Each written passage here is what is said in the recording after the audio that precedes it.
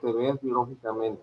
O sea, en el sentido de tu físico, en el sentido de tu salud, en el sentido de apariencia. Exactamente, tu apariencia, tu yo psicológico, cómo te ves a ti mismo, cómo te percibes, cómo piensas que te perciben los demás, y el yo social, o sea, cómo piensas que los demás te ven socialmente o cómo piensas que tú te ves hacia ti mismo socialmente. Entonces, son 3 líneas, son 246, 251. Nos vemos. ¿Vale? Profe, ¿lo tenemos que mandar o cómo? No, ahorita que terminen esta actividad, vamos a tener 3 intervenciones de 3 personas diferentes. ¿Está bien? Sí. Ok.